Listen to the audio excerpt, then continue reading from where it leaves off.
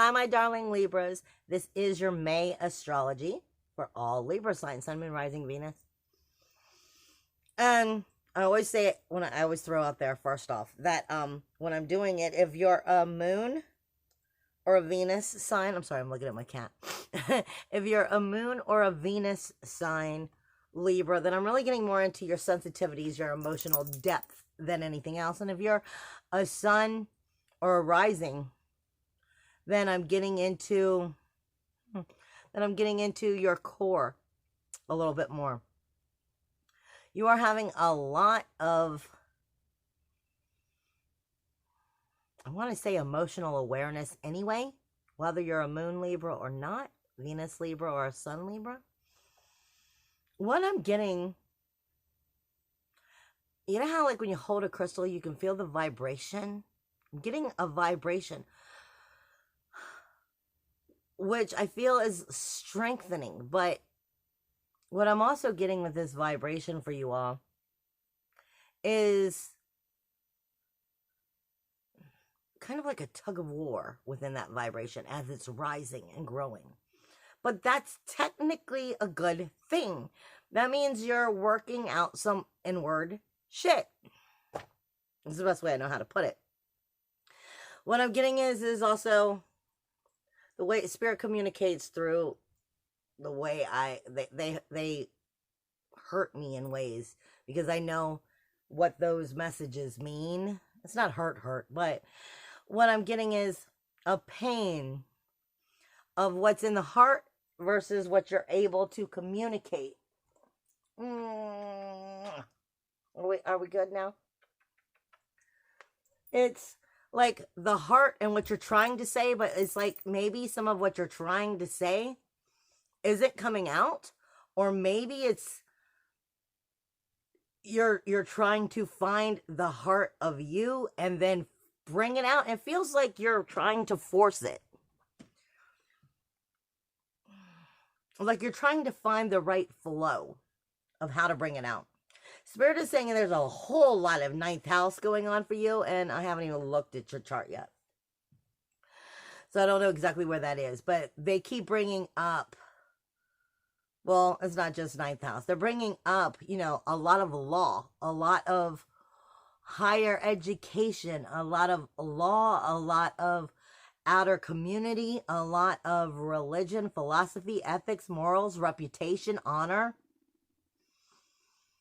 responsibilities to the karmic lesson. Prestige versus friendship.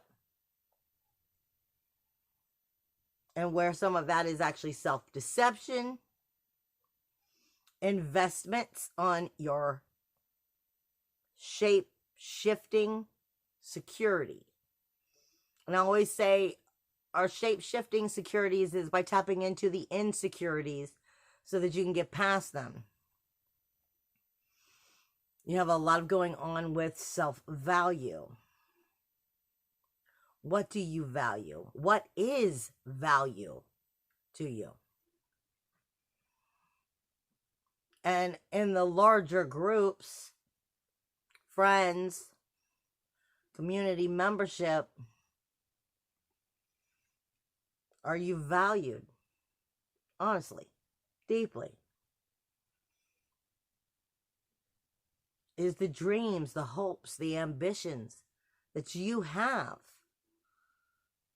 are your creative expressions being able to come out and be you and start to go, I feel like, forge or charge in that direction? And are you valued as you mature and grow in that by your peers?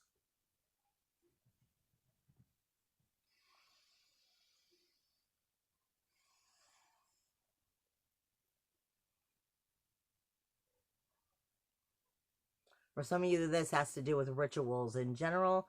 Could be rituals in magic. It could be daily routine rituals.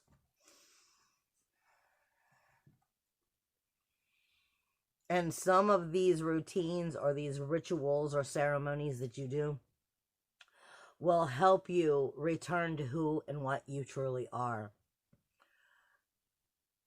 journey into your self-worth is what I just heard.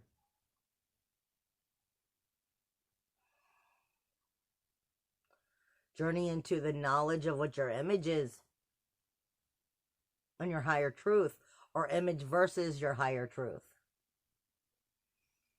I am getting some, hold on, I have to check a note here because I get these a little confused.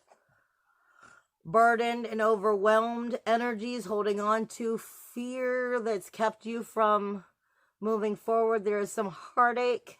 There is some frustration and trying too hard to be perfect. Some of you are holding on to anger or rage, which is actually being brought forward from fear and what you're afraid to speak. But because of guilt or disappointment of what it is that you need to speak, especially if you feel like you was betrayed in the past, or if even you did the betraying, it's fear of taking the next step. At least that's what I'm being given from Spirit. And it doesn't apply to all people. Take it if it applies. Throw it out if it doesn't. Because this has to do with coming into the true self-realization of you. And I am giving it to many people right now for how this is. But Spirit's saying this is a regeneration cycle of learning how to truly invest in you, your shape-shifting energies, which builds your security and value. In the long run, there is some burden and flexibility as well, stubbornness, that may actually be holding you back. Okay, with that being said, before I move any further, I am coming out with my first spiritual healthcare line, and I'm only throwing that out there simply because the first spiritual healthcare line that I'm creating is all about astrology. So it is based off of how it is that I see the planets and how these planets can help bring healing to you. And then I worked with Spirit in order to create the first line. And the first line, the first little bits of that is all about, are all oils, essential oils. And there will be baths and mists in the future, as well as I have several other lines I'm in the process of creating. But I wanted to throw that out there because if you're interested, keep an eye on my social media or just visit my website, ladystarsandfire.com, because they should be dropping throughout the month, at least the first 11 of the planets of that spiritual healthcare line. With that being said, Spirit has redirected me back to, tapping into your creativity. And if that creativity has anything to do with your self-realization and your humanitarian interests, this is part of your goals, your dreams, and telling you to tap into it. It's helping you to shape shift into who and what you are. Trust your spiritual truth, trust your spiritual urges. And in some of this case, it's doing the rituals that help you get there. Because you've got a lot of ninth house and some inheritance going on, but this could be dealing with the relationship zone in general, the inheritance. You got a lot of rules coming in, like rules, walls, boundaries shifting within your relationship zone. Okay, the first thing I'm going to throw out there, I have my little notes right here, is from the 10th through the 17th, very sensitive time. In general, for everyone, not just you. The 10th through the 17th is because you have several planets that are going from direct to retrograde. So that means up until they actually go retrograde, they're in shadow. And as they shift to that inward communication, they're evaluating darker aspects. And then they're going to go into inward and communicate only with you. 10th through the 17th is when that shift starts taking place. Now, Spirit is telling me also, from the 7th through the 11th, you will start noticing or feeling as a sensitive, Mars and Ceres starting to conjunct. We'll look at where that is for you. It's coming out of Aquarius and moving into Pisces energy. But Spirit is saying this is where the threefold is falling in line. especially from the 20th through the 27th. And I'm getting, it's a positive thing. I'm getting on a materialistic level, what is like the blue flame coming into your confidence, coming into your courage. And if you are, then that brings the threefold to you in a positive way, especially from the 20th through the 27th. Now, the reason I'm saying the 20th through the 27th is because Mars and Ceres will be in conjunction all month, for the most part, within 5 degrees of each other, I believe. But from the 20th through the 27th, they're in 1 degree, which means that is a very powerful energy at that time.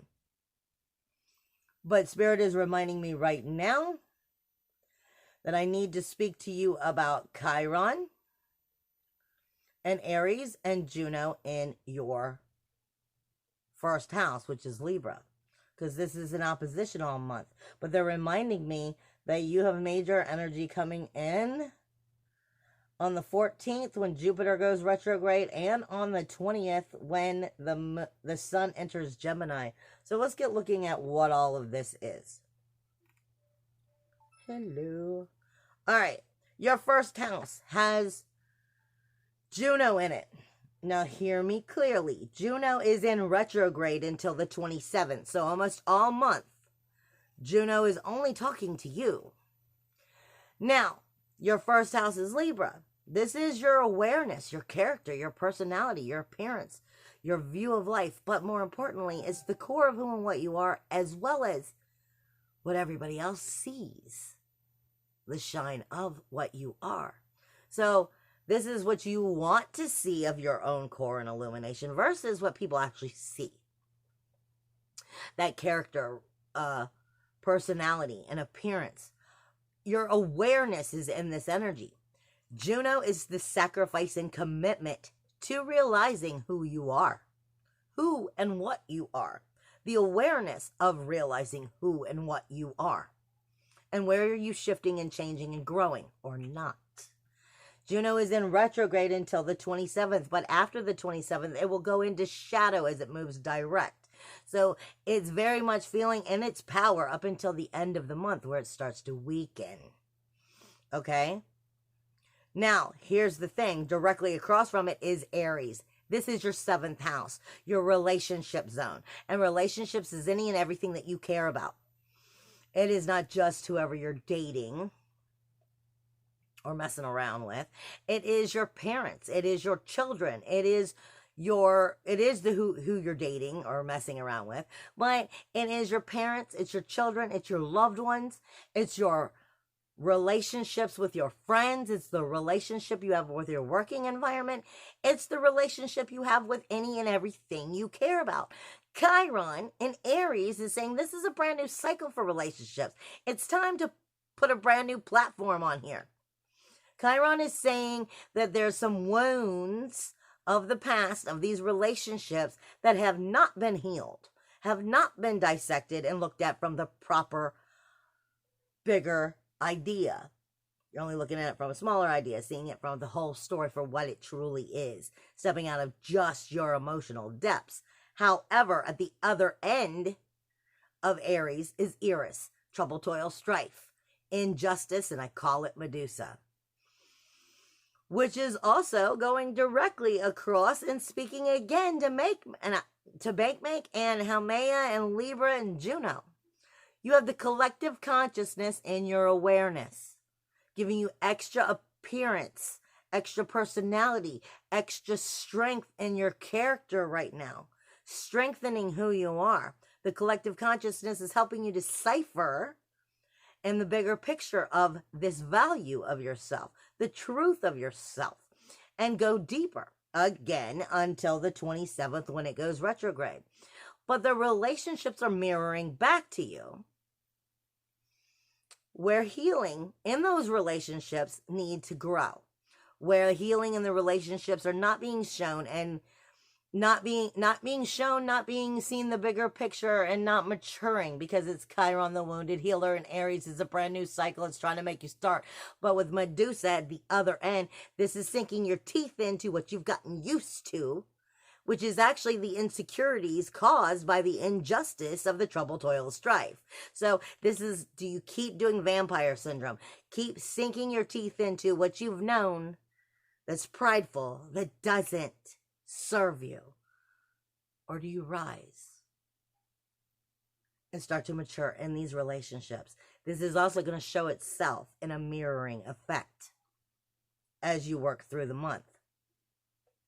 Now, with that being said, it looks like we're working backwards. I've had a lot of spirit do this a lot to me, was working backwards from wherever that energy was. As we get into Pisces energy, that's your 6th house. The 6th house happens to be where that Mars and Ceres are starting to conjunct. Again, on the 7th through the 11th, but you're really going to feel this energy in that 6th house from the 20th through the 27th. The 6th house is your daily routines, your everyday mundane tasks.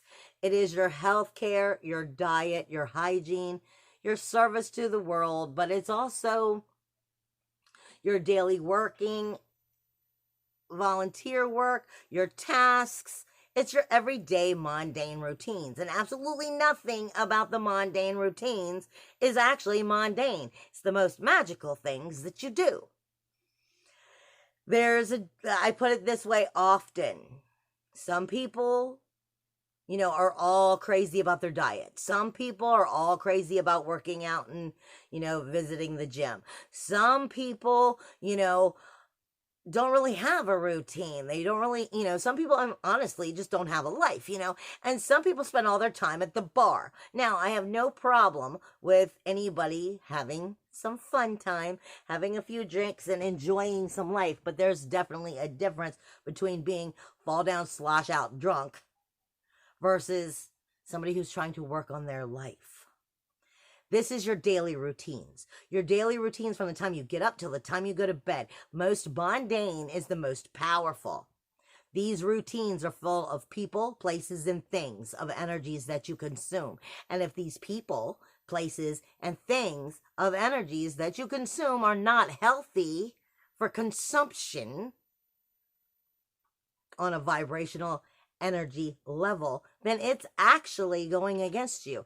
What you do with your daily life, what you do with your daily routine, people, places, and things, and energy are the energy that you are.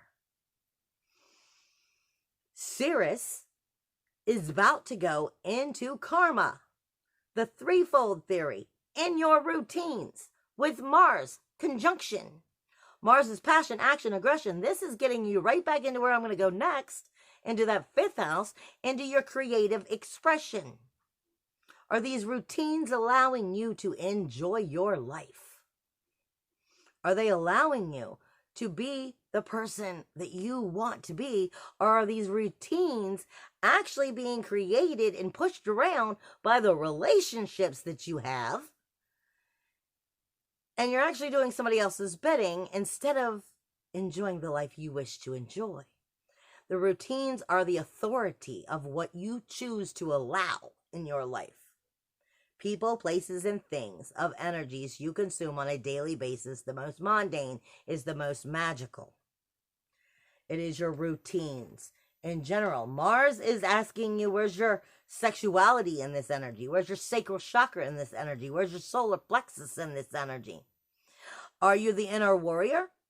Do you have that inner confidence to have the proper healthy routines, people, places, and things in your life? Are you setting the proper boundaries for this? Are you taking chances to step out of the box for this?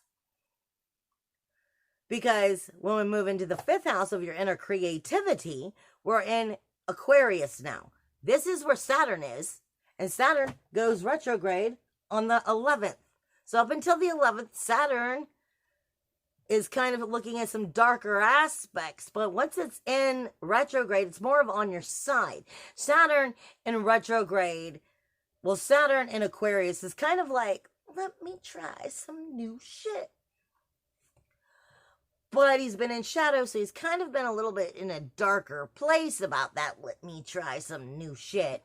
Even though it's Aquarius energy, the rebel. So it may be a event up until the 11th, giving you some of that rebel,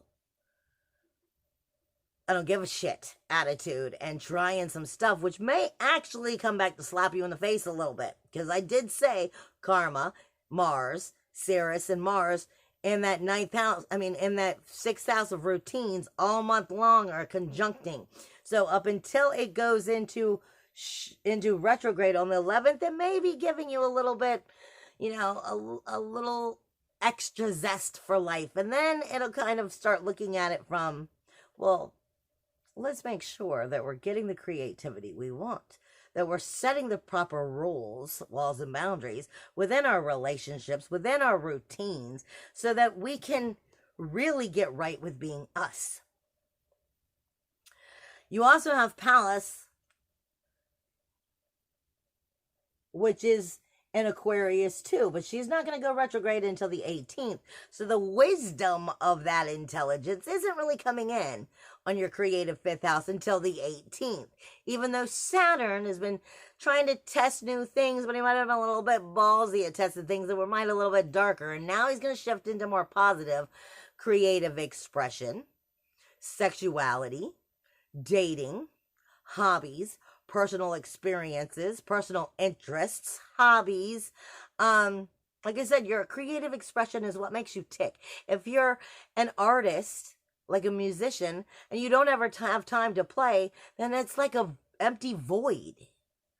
Are you filling the void with what makes you burn? That's the question. And are you taking the time within those personal interests for you to express and be you? Don't let the routines and the relationships push you around to keep you from having that time that you need for you.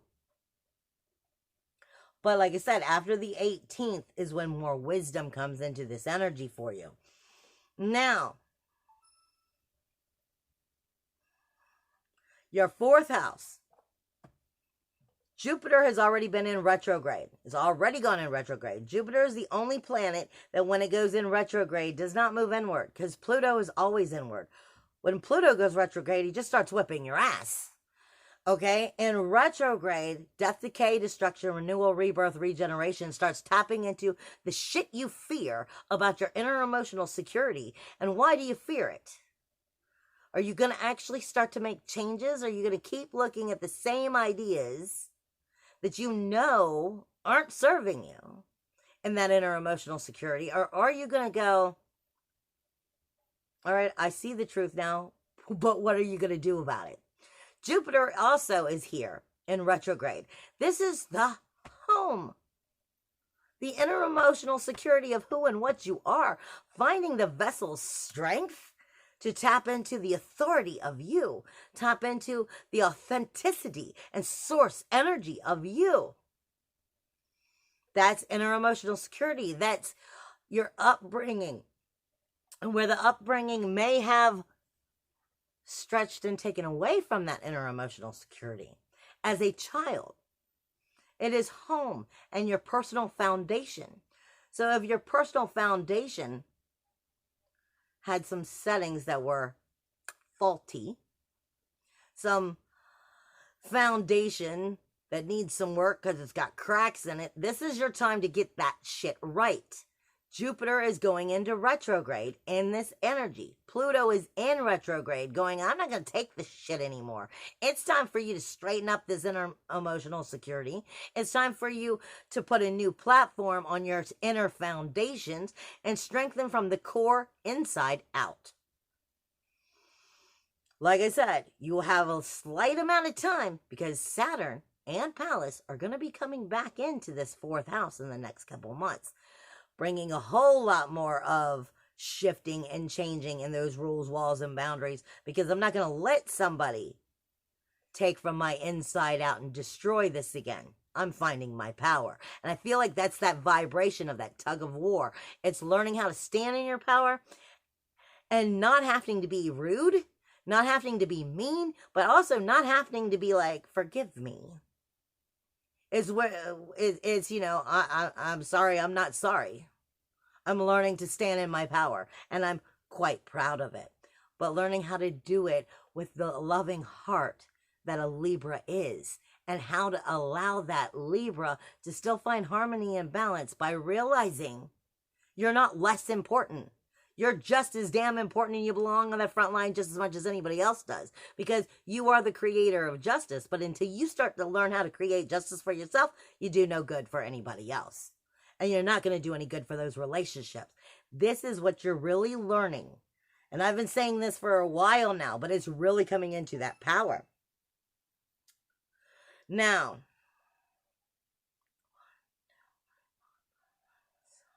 your 8th house. Sorry, I'm bouncing around where Spirit's taking me. The 8th house is, oh, and remember, I was saying Jupiter was saying around the 14th. Spirit was saying around the 14th, with Jupiter going retrograde, you was definitely going to be feeling it. So that has to do with that 10th through the 17th and all these planets shifting. Jupiter is going to bring in abundant knowledge to you, probably after it goes retrograde, but it's still coming from, remember, Jupiter is abundance, magnification, higher knowledge, and